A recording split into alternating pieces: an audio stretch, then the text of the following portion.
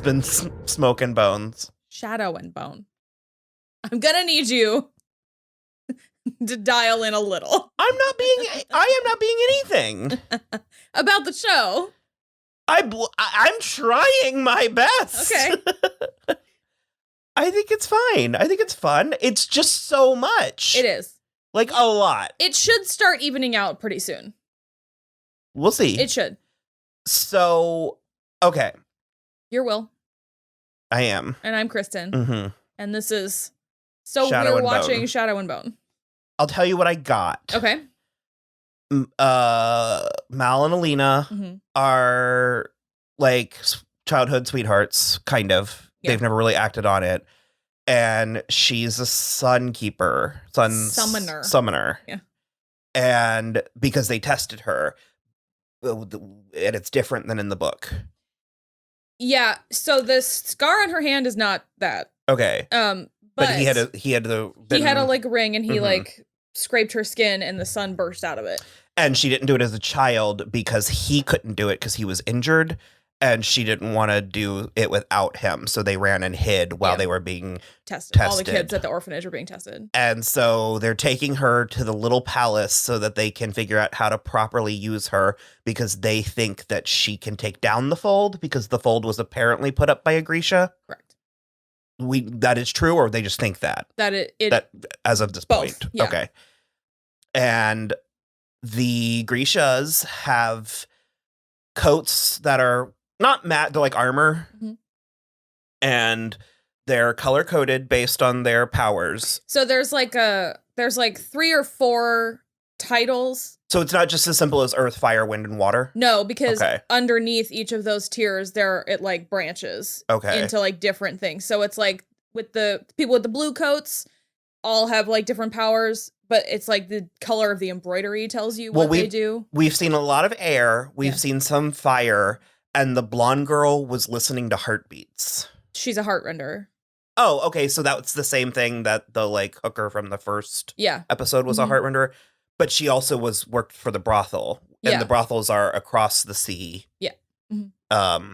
They're across the fold and then across the sea. So is that what you thought I would like with the color? No, the palace is about to happen. Oh, okay. Yeah.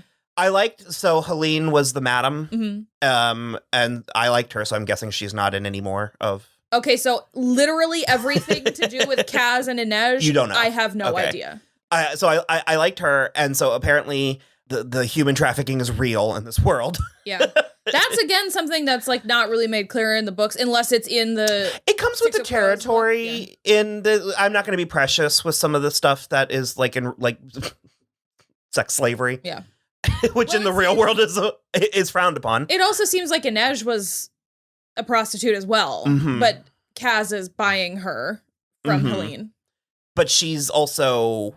No, she does not have powers. She has something, because when she was going back and forth... Is it her amazing hair? That's definitely part of it. But Crystal Gale in the house. She, like, turns into smoke or something. When she was, like... When she was, like, snuck up on Jesper, and then she also has the knives. I don't know what her deal is with the knives, but then she, like, disappeared from Jesper, and there was, like, a bunch of smoke. Is Jesper gay? I feel like he is. Oh. Sure. I'll allow it. I have no idea. Oh, well, we met our queen, Poppy. Poppy was amazing. Yeah, Poppy was great. All jangly with the like gold coins everywhere. So Poppy's like a showgirl. It seems like a glamour cat, if you will. Sure. I need my cat's poster. Yeah, it's on the dining room table. Poppy is a liaison for the conductor. Well, no, I think Poppy knows the conductor, but Helene was sort of playing a cup game, trying to get to the conductor so she could send Inej and have Inej kill him. So this plot is complicated and convoluted as it is. Yeah. They decided that someone needed to be spinning cups. Sure. Okay.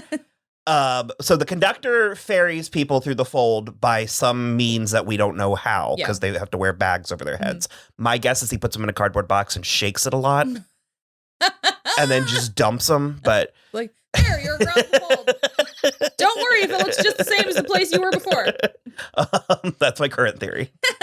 But he also kidnaps children and sells them to a neighboring brothel? That I don't know. He seemed very put out about that accusation, so I don't know.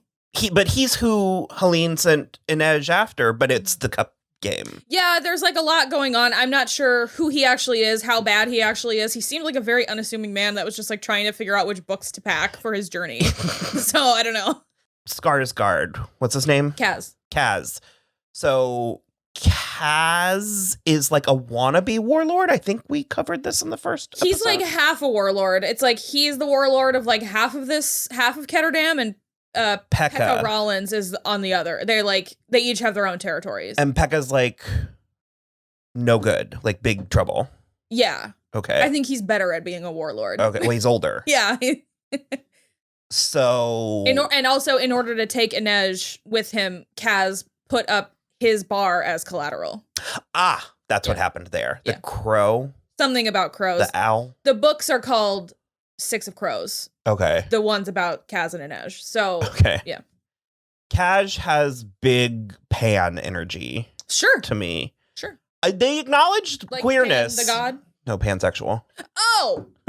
Also, yes. Yes. So yes. Yeah. They acknowledge queerness because, well, I noticed it when Helene threw down when she was accusing the collector of selling the conductor, my bad, of selling people to the neighboring brothel. She said boys and girls. Yeah. And it gave me nostalgic Alienist flashbacks with all the boy whores. Boy whores. Loved the boy whores. That was fun. That was big fun. Was, yeah. Except for all of the murdering and gouging out of the boy whore's eyes. Yeah. Like I said, it comes with the territory. I'm speaking flippantly about very serious matters. But it's like the Victorian steampunk fantasy. It's all a big soup.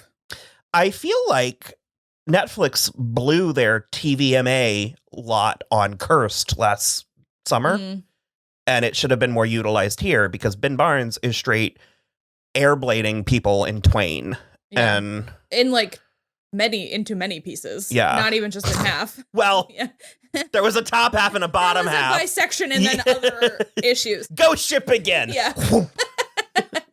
Getting a lot of mileage out of Juliana Margulies' fronted vehicle Ghost Ship. So, yeah, that's a really cool thing that he does sparingly in the books. It's called the cut. He like pulls his power together, which is sort of cut me in half. Well, it's like Alina's power, but sort of the flip side of it. And so he pulls together this like darkness and like shoots it at people and it slices them. Oh, that's badass. It was, you kind of saw it. There was like a little bit of smoke like appearing in front of him as he walked towards her. Yeah, it's pretty cool. I really like the way that they manifested it on screen. Him and Alina are going to end up being, is he meant to be, what is her age? It doesn't matter. It doesn't really matter. They're old enough to be soldiers. Couples. So I think they're like. Are they pairing him and Alina? You would think. Oh. So everyone on the internet wants that, but the books are. Here's the thing. In the books, no.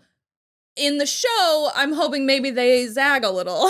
Well, he brought her to the little. I liked her the one guard, the one Grisha on. So if we're her, I like the one on the right. I didn't like the one on the left. That's correct. My guess is they were killed. Well, we didn't see it. No, I don't think they were. Could they show back up? I think at least one of them is like her guard going forward. Okay. Yeah. So he brought her to the little palace, and then she wept at the sheer beauty of it.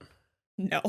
Because she's never seen such nice accommodations in her life. Well, she grew up in a duke's house, so she actually has seen nice things. But she wept because she was just basically stolen from everything she knows and cares about. Well, she's sad because she can't be boring anymore. She has to be interesting now. You would think. She does. So Kaz and Inej. Yeah. So Alina does sort of suffer from boring lead. Brown-haired protagonist? Protagonist who like doesn't want the amazing, awesome power she's been given. In the first episode, I was like, my kingdom for a blonde. Yeah. So here's the other thing too. In the books, you don't find out till a little bit later, but the reason that she didn't know she was Grisha is because she literally physically and mentally tamped it down when they were testing her so that she wouldn't leave Mal because she knew they'd take her away. We love a self-destructive queen. That's not really self-destructive. Saboteur. Self-sabotage, yeah. So her inner saboteur. The more talented you are, the more talented your inner saboteur. So that's basically how she got around the Grisha test before. But in this, they're just saying she never was tested because they were hiding that day, which is whatever. But I liked that she was tamping it down because that's also, I mentioned it yesterday, she's supposed to be ugly right now. And obviously, Jessie May Leigh is a smoke show. She's beautiful.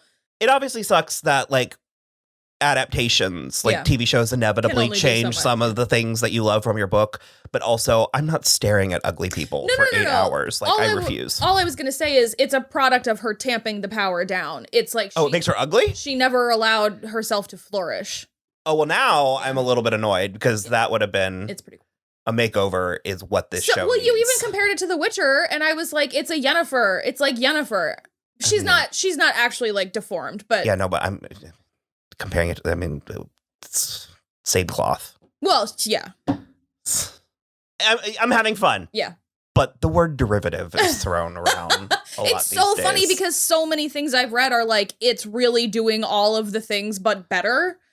And we can argue that. We can argue that. It could be that we need to just get deeper into it to be like, but like right now, it's still a lot of place setting. Like even everybody still isn't in the place they're supposed to be. I think Alina hasn't met all the people she needs to meet at the little palace and stuff. So I'm surprised I retained more than I thought I did. Okay, yeah, you did I get it? Okay, I got it. Got all of it. We're busy, and sometimes if Mahat's not in it, R.I.P. Such a mess. No, I'm white knuckling it, and it's a me thing. It's not a show thing. Yeah. But it's like I would be taking a nap and basking in the Mortal Kombat afterglow. But we have shit to do, so I'm trying to power through this for you. For you, the lovely viewer. Throw us a tip if you want. Yeah. We Toss a coin to your Grisha. Patreon.com/so I'm watching this show. So, okay, well, let's go watch episode 3.